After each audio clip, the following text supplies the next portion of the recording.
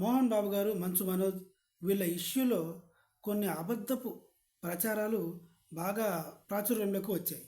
ఆ అబద్ధపు వార్తలు ఏంటి అన్నది ఈ వీడియో.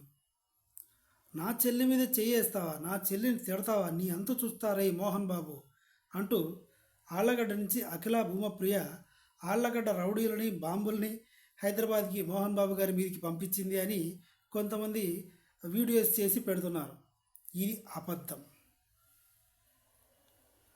మోహన్ బాబు గారిని మంచు మనోజు కుళ్ళబొడిచాడు బౌన్సర్స్తో అని అంటున్నారు. ఇది కూడా అబద్ధం. మోహన్ బాబుని తోసేశాడు కోపం వచ్చి. అది కూడా మోహన్ బాబు గారి మనిషిని మనోజు బెల్ట్ తీసుకొని కొట్టడానికి వెళ్తే మోహన్ బాబు గారు మనోజ్ని తోసేశాడు.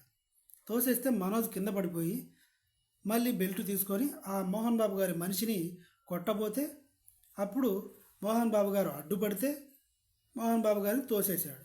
ఇంతే జరిగింది తప్ప మోహన్ బాబు గారిని మనోజ్ కొట్టలేదు.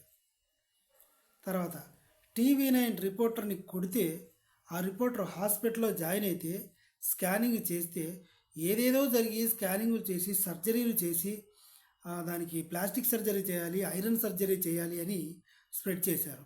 స్ప్రెడ్ చేసింది TV5, స్టూడియో NTV, TV9, ముఖ్యంగా TV9. ఇది అబద్ధం. ఒక ప్లాస్టిక్ మైక్ తీసుకొని ఇక్కడ కొడితే ప్లాస్టిక్ సర్జరీనా? వేసిందే మోహన్ బాబు గారు కొట్టింది. షాట్ చూస్తే మోహన్ బాబు గారు తీసుకొని ఏంట్రా చెప్పేది అంటే ఇక్కడ కొట్టాడు. ఇది మాత్రమే టీవీలో చూపిస్తున్నాడు TV9 వాడు, TV5, NTV. కానీ ఇంతకుముందు ఏం జరిగింది? మోహన్ బాబు గారు ఇలా నమస్కరించుకుంటూ వస్తున్నాడు లోపలి నుంచి నడుచుకుంటూ వస్తున్నాడు. వస్తుంటే మైక్ తీసుకెళ్ళి పెట్టాడు. వీడు తండ్రి కొడుకుల మధ్యలో గొడవ జరుగుతుంది. గేట్లు బద్దలు కొట్టుకుని వచ్చారు. అసలే మీడియా అంటే ఆయన కోపం. మీడియా వాళ్ళు రావద్దని ఎప్పటి నుంచో చెప్తున్నాడు. మీడియా మిత్రులందరూ సహకరించాలని ఇంతకుముందే చెప్పాడు చాలా స్వీట్గా. ఇంత చెప్తే కూడా తోసుకుంటూ లోపలికి వచ్చారు. సో అప్పుడు ఆ రిపోర్టర్ని కొట్టి గన్ తీసుకున్నాడు కాల్చడానికి అని అన్నారు. తప్పు. ఇల్లు ఒక చోట ఉంది. ఇంటి దగ్గర నుంచి ఆయన నడుచుకుంటూ రావడానికి 5 minutes పట్టింది. కొట్టగానే రిపోర్టర్ని తీసుకొని కారులో కూర్చోబెట్టారు. గన్ తీసుకొని ఎందుకు వస్తాడు? ఇది తప్పు. తర్వాత తెలంగాణ ఎంపీ రఘునందనరావు గారు మోహన్ బాబు గారు బయటకు వచ్చి మరి గేట్ బయటకు వచ్చి మరి విలేకరుని కొట్టాడు అని చెప్పారు. పాయింట్ నెంబర్ 1, మోహన్ బాబు గారి దగ్గర మైక్ ఎలా పెట్టాడు?